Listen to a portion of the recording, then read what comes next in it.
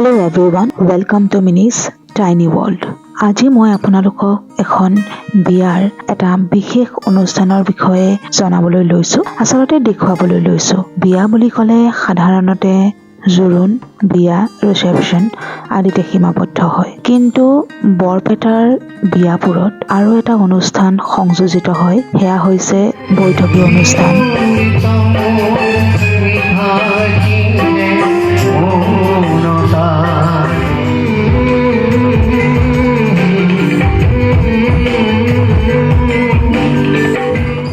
এই বৈঠকী অনুষ্ঠানটো কইনাৰ ঘৰত অনুষ্ঠিত কৰা হয় আৰু কইনাক আশীৰ্বাদ স্বৰূপে বয়োজ্যেষ্ঠৰ পৰা কনিষ্ঠলৈকে সকলোৱে গান নাচ কৰি সেই দিনটো ফূৰ্তি কৰে।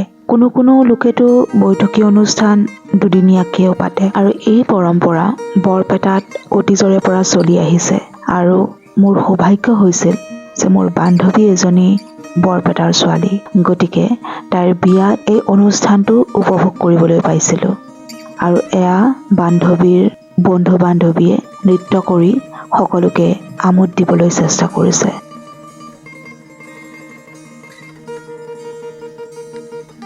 মাজতে এবাৰ কইনাকো টানি লৈ গৈছিলে। কইনাই যদিও নাচিব নাজানো বুলি কয়, তথাপিও কিন্তু তেওঁলোকৰ লগত ঠিকেই এপাক নাচি দিলে। বাহিৰৰ বিয়াবোৰত সংগীত অনুষ্ঠানটো দেখিবলৈ পাওঁ, ঠিক তেনেকুৱা ধৰণৰেই বৰপেটাৰ বিয়াৰ এই বৈঠকী অনুষ্ঠান।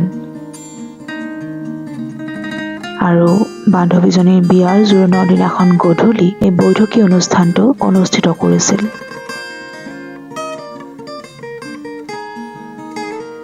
আৱেগিক বান্ধৱীয়ে নিজৰ আৱেগবোৰ সামৰিব নোৱাৰি নাচোনৰ মাজতে এবাৰ কান্দিও দিলে।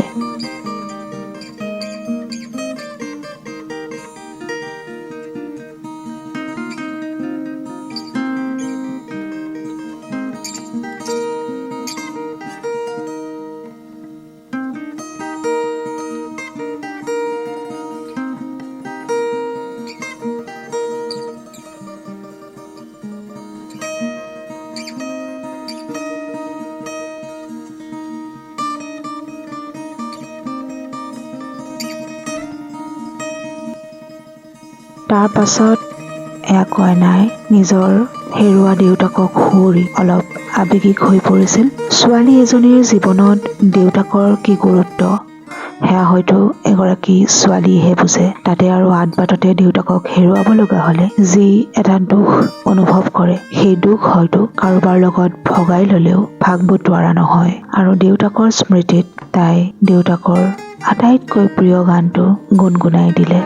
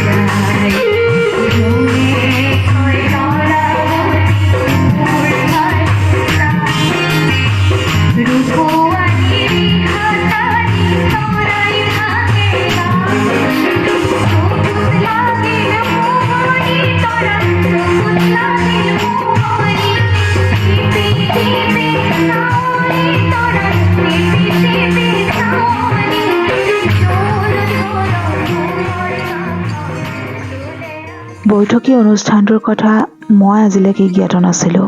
মোৰ এই চেনেলটোৰ উদ্দেশ্যই হৈছে জীৱন বাটত আগুৱাই যাওঁতে লাভ কৰা ন অভিজ্ঞতাসমূহ ভিডিঅ' আকাৰে ধৰি ৰাখি আপোনালোকৰ মাজলৈ আগবঢ়াই দিয়া।